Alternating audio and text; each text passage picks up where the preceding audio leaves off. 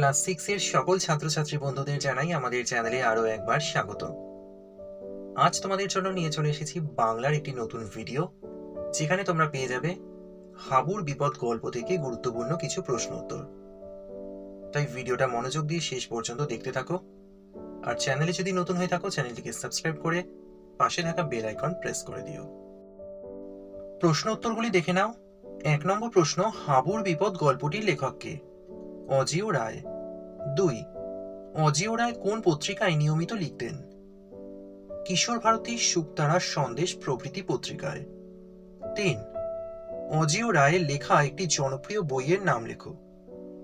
আমাজনের গহনে, কেল্লা পাহাড়ের গুপ্তধন প্রভৃতি।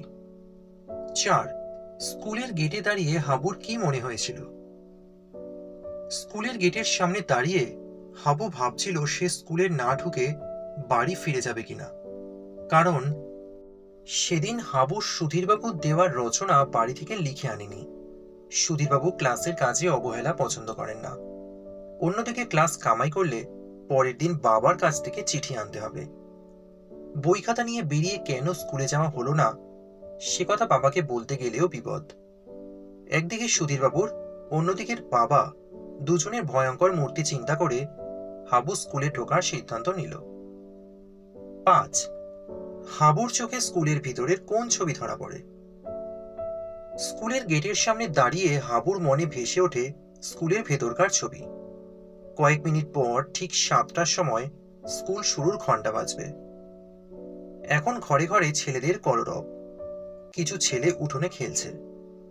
গম্ভীর মুখে মোটা কাঁচের চশমার আড়ালে বড় বড় চোখ করে সুধীরবাবু সবটাই দেখছেন। 6, সুধীরবাবু কোন অন্যায়কে ক্ষমা করেন না? ক্লাসে না পড়ে আসার অন্যায়কে সুধীরবাবু ক্ষমা করেন না। 7, হাবু শেষের দিকের বেঞ্চে বসতে চায় না কেন? শেষের দিকের বেঞ্চে বসা ছাত্রদের প্রতি মাস্টার মশাইরা কড়া নজর রাখেন, তাই হাবু শেষের দিকের বেঞ্চে বসতে চায় না। 8, হাবু শেষ পর্যন্ত কোথায় গিয়ে বসে? স্যারদের নজর এড়িয়ে যাওয়ার জন্য হাবু ক্লাসের মাঝামাঝি জায়গায় থার্ড বেঞ্চে 3 কড়ির পাশে গিয়ে বসে। 9, সুধীরবাবু ছাত্রদের কি রচনা লিখে আনতে বলেছিলেন? বাংলাদেশের বর্ষাকাল। 10, এটাই সুধীরবাবুর মেথড। সুধীরবাবুর মেথড কি, তার এমন মেথড অবলম্বন করার যুক্তি লেখো। ক্লাসের ছেলেদের রচনা লিখতে বলে সুধীরবাবু বেছে বেছে কিছু ছেলেকে তাদের নিজের লেখার রচনাটি পড়তে বলেন। অন্য ছেলেরা তখন মন দিয়ে সেই রচনা পড়া শোনে। এটাই সুধীরবাবুর পড়ানোর মেথড বা পদ্ধতি। এই মেথড বা পদ্ধতির পক্ষে সুধীরবাবুর যুক্তি হল, এর মাধ্যমে ক্লাসের ছেলেরা নিজেদের রচনার সঙ্গে সঙ্গে অন্যদের রচনা শোনার সুযোগ পায়। এর মাধ্যমে তারা নিজেদের লেখার ক্ষমতাকে আরও বাড়িয়ে নিতে পারে। 11, প্রফুল্লর রচনা সুধীরবাবুর পছন্দ হয়নি কেন? প্রফুল্লর রচনা সুধীরবাবুর পছন্দ হয়নি কারণ সেটি মৌলিক রচনা ছিল না। অধিকাংশই ছিল দেশ সরকারের বই থেকে নকল করা। 12, রচনা পড়ার সময় সুধীরবাবু প্রফুল্লকে থামিয়ে দিলেন কেন? তাকে তিনি কি পরামর্শ দিলেন? দেশ সরকারের রচনা বই দেখে প্রফুল্ল বাংলাদেশের বর্ষাকাল রচনাটি পুরোপুরি নকল করেছিল। তাই ক্লাসে কিছুটা রচনা পড়ার পর সুধীরবাবু তাকে থামিয়ে দিয়েছিলেন। সুধীরবাবু প্রফুল্লকে বলেন যে রচনা নিজস্ব হওয়া দরকার। একান্তই যদি নিজের ক্ষমতা না থাকে তাহলে কেবল একটি বই অনুসরণ না করে আরও কয়েকটি বই অনুসরণ করে নিজে লেখার চেষ্টা করার পরামর্শ দিয়েছিলেন। 13, নিতাই শাস্তি পেল কেন? রচনা না লিখে মায়ের অসুস্থতার মিথ্যে অজুহাত দেওয়ায় নিতাইকে শাস্তি পেতে হয়েছিল। 14, সুধীরবাবুর একটি মুদ্রাদোষ। মুদ্রাদোষটি কি, কখনই বা এর বহিঃপ্রকাশ ঘটে?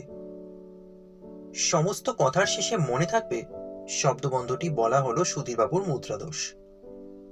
হাবুর সহপাঠী নিতাই ক্লাসে রচনা লিখে আনেনি। অজুহাত হিসেবে সে মায়ের অসুস্থতার কথা মিথ্যে করে জানিয়েছিল।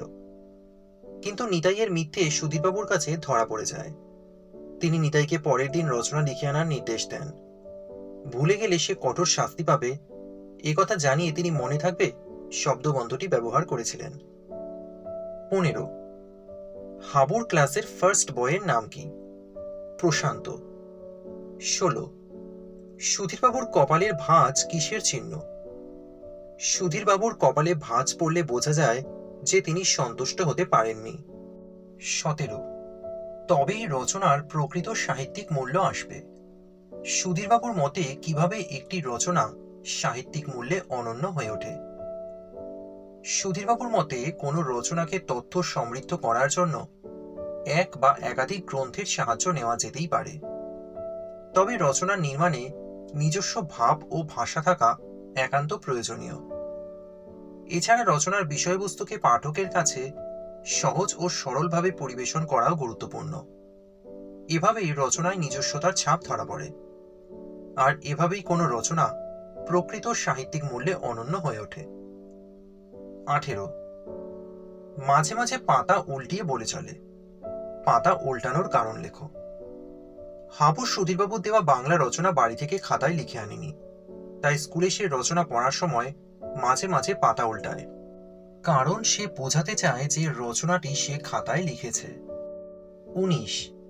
তিনকড়ি হা করে হাবুর খাতার দিকে তাকিয়েছিল কেন? রচনা ক্লাসে সুধীরবাবু হাবুকে রচনা পড়ে শোনাতে বললে হাবু বীজগণিত খাতা খুলে রচনা পড়তে থাকে। খাতায় কোনো রচনা লেখা নেই, অথচ হাবু গড়গড় করে পড়ে যাচ্ছে। এই বিস্ময়কর ব্যাপারটি লক্ষ্য করে হাবুর পাশে বসে থাকা তিনকড়ি হাবুর খাতার দিকে হা করে তাকিয়েছিল। 20। ছেলেটা চর্চা রাখলে বড় হয়ে নির্ঘাত সাহিত্যিক হবে। ছেলেটির সম্বন্ধে একথা বলার কারণ কি? বাংলাদেশে বর্ষাকাল রচনায় হাবু সম্পূর্ণ নিজের অভিজ্ঞতার কথা প্রকাশ করেছিল। নিজের অভিজ্ঞতা থেকে সহজ সরল ভাষায় সে রচনাটি বলেছিল। সেই কারণেই সুধীরবাবু মনে করেছেন হাবু যদি তারই মৌলিক রচনা চর্চা চালিয়ে যায়, তাহলে সে ভবিষ্যতে অবশ্যই একজন সাহিত্যিক হিসেবে খ্যাতিলাভ করবে। 21। শুনছিস, স্রেফ আবোল তাবোল। হাবুর রচনা পড়াকে প্রশান্তর আবোল তাবোল মনে হয়েছে কেন? তুমি কি এর সঙ্গে একমত? সুধীরবাবুর দেওয়ার রচনা হাবু খাতায় লিখে আনেনি, কিন্তু সুধীরবাবু তাকে রচনা পড়তে বলায় সে কোনো কিছু না ভেবে নিজের বাস্তব অভিজ্ঞতাকে কাজে লাগিয়ে সহজ সরল ভাষায় মিথ্যে করে রচনা পড়ে শোনায়। কিন্তু হাবুর বলার মধ্যে ভাষার বাঁধনি না থাকায় ফার্স্ট বয় প্রশান্ত সেই রচনাকে স্রেফ আবোল তাবোল মনে করেছে। প্রশান্তর সঙ্গে আমি একমত নই, কারণ হাবুল যেভাবে রচনা পড়ে শোনাচ্ছিল তাতে বোঝা যায় হাবুর মধ্যে নিজস্ব সৃষ্টির ক্ষমতা আছে। 22। হাবুর ক্লাসের মনিটরের নাম কি? হরিপদ। 23। তার কাছে রহস্য পরিষ্কার হয়ে গেল। কোন রহস্যের কথা বলা হয়েছে? কিভাবে তার জট ছাড়ল? সুধীরবাবুর দেওয়া বাংলার রচনা হাবু ক্লাসের সকলের সামনে পাঠ করে শোনায়। এরপর ক্লাসের সকলের রচনা পড়ার পর সুধীরবাবুর নির্দেশে মনিটর হরিপদ সকলের থেকে খাতা জমা নিতে যায়, কিন্তু হাবু খাতা জমা দিতে চায় না। হাবুর এই খাতা জমা দিতে না চাওয়াটাই সুধীরবাবুর কাছে রহস্য। সুধীরবাবুর নির্দেশে হরিপদ ও তিনকড়ি একরকম জোর করেই হাবুর কাছ থেকে খাতাটা নিয়ে সুধীরবাবুকে দেয়। এরপর তিনি বিস্ময়ের সঙ্গে দেখলেন যে হাবু কোনো রচনাই লিখে আনেনি। শুধু তাই নয়, যে খাতাটা দেখে হাবু অনর্গল রচনা বলে গেল সেটা আসলে বীজগণিতের খাতা, সেখানে কোনো রচনা লেখা নেই। এভাবেই রহস্য পরিষ্কার হয়ে যায়। 24। বেমালুম ঠকালো আমাকে। হাবুল কি সত্যি মাস্টার মশাইকে ঠকিয়েছিল? হাবু তার রচনা খাতায় সুধীরবাবুর দেওয়া বাড়ির কাজের রচনাটি লিখে আনেনি, কিন্তু ক্লাসে দাঁড়িয়ে সে ফাঁকা খাতা মুখের সামনে ধরে মাস্টার মশাইকে রচনা শুনিয়েছিল। ফলে বাড়ির কাজ না করে এনে ছলনার আশ্রয় নিয়ে হাবু অবশ্যই মাস্টার মশাইকে ঠকিয়েছিল, কিন্তু তার রচনার মৌলিকতা প্রশংসার যোগ্য ছিল। 25। হাবুলের রচনা শুনে সুধীরবাবুর হাবুলকে কি বলার ইচ্ছে হয়েছিল? শেষ পর্যন্ত সেই ইচ্ছে তিনি পূরণ করলেন না কেন? হাবুলের রচনা শুনে সুধীরবাবুর ইচ্ছে হয়েছিল হাবুলকে পিঠ চাপড়ে উৎসাহিত করতে, কিন্তু তা তিনি করতে পারেননি, কারণ পরবর্তীকালে অনেক ছাত্রই তাহলে বাড়ির কাজ না করে স্কুলে আসবে এবং হাবুর মতোই লেখা বানিয়ে বানিয়ে বলবে, ফলে ক্লাসের শৃঙ্খলা রক্ষা করা সম্ভব হবে না। ২৬। না, এতটা বাড়াবাড়ি করা ঠিক হবে না। কার মনে এমন চিন্তার উদয় হলো? সত্যি কি তোমার সেই চিন্তাকে বাড়াবাড়ি মনে হয়?